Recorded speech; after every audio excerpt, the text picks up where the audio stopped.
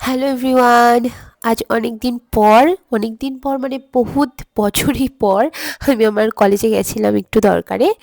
তো ওখানে গিয়ে জানতে পারি যে আমার কাজটা হতে বেশ খানিকটা সময় লাগবে, হাতে যখন অনেকটা সময়, তো ভাবলাম একটু চলো এদিক ওদিক ঘোরা যাক। বরমশাই বলল আমি কোনোদিন নবদ্বীপের পোড়ামাতলা দেখিনি। তাই শুনে আমরা ভাবলাম তাহলে চলো পোড়ামাতলার ওখানেই যাই। পোড়ামাতলায় যাওয়ার পরে শুনলাম পোড়ামাতলার থেকে নবদ্বীপ ঘাট খুবই কাছে, আর নবদ্বীপ ঘাট পার করলেই মায়াপুর। তো আমরা ভাবলাম হাতে যখন 2 ঘন্টা সময় আছে, একটু মায়াপুর থেকে ঘুরেই আসা যাক, কারণ ঘাট পার হতে খুব বেশি সময় লাগে না, এই হাতে গুনে 5 থেকে 7 মিনিট মতো লাগে।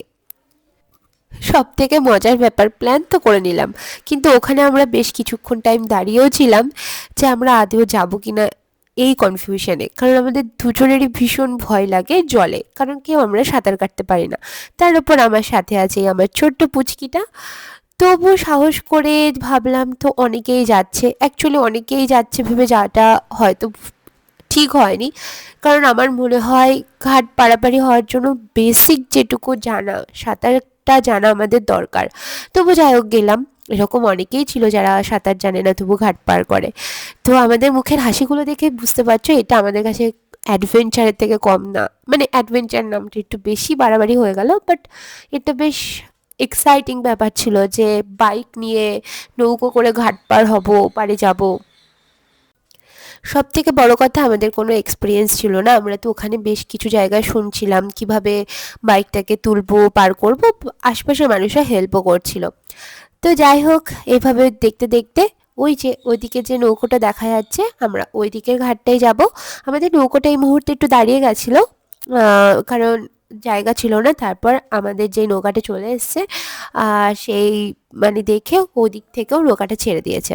তো এটা হলো নৌকাটা, আর এত সুন্দর লাগে। অ্যাকচুয়ালি এটা হচ্ছে নবদ্বীপ গঙ্গার ঘাট। আর সব থেকে বড় কথা, নৌকোটা দাঁড়ানোর পর এই বাঁশের যে ব্রিজ টাইপের করা আছে, এর উপর বাইকটা চালিয়ে নিয়ে যাওয়া সত্যি একটা অভিজ্ঞতারও ব্যাপার আছে। ফট করে যারা জানে না, যেমন আমরাই জানতাম না, তো বর্মশার একটু তো সমস্যা হচ্ছিলই, একটু খারাপও লাগছিলো যে হঠাৎ করে এরকম উঠলো, বাই করে চলে গেলাম। গিয়ে তো মেয়েকে একটু খাওয়ানোর ডিউটিটা তো আমাকে করতেই হবে, মমস ডিউটি কখনো শেষ হয় না, আর সেটা ভালোও লাগে।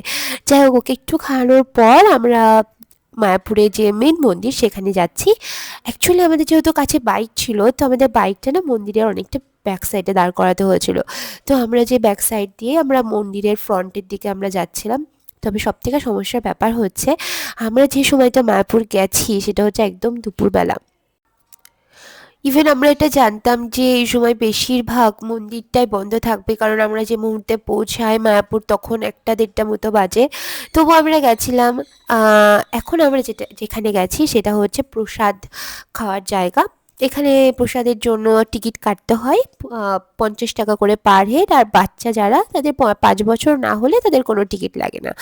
দেখতেই পাচ্ছ কত বড় এরিয়া, প্রায় একবারে 1000 1,500 লোক মনে হয় খেতে পারবে। আর এখানে মাম্মামকেও একটু খাইয়ে নিয়েছিলাম, কারণ অ্যাকচুয়ালি এখানে আসবো এটা তো প্ল্যান ছিল না। ভালোও হয়েছিল, কারণ আমার কলেজের কাজটা একটু দেরি হচ্ছিল, ওর খাওয়ানো নিয়েও সমস্যা হতো। খুব সামান্য খাবার নিয়ে এসেছি, ভেবেছিলাম তাড়াতাড়ি হয়ে যাবে, বাড়ি চলে গিয়ে খাওয়াবো।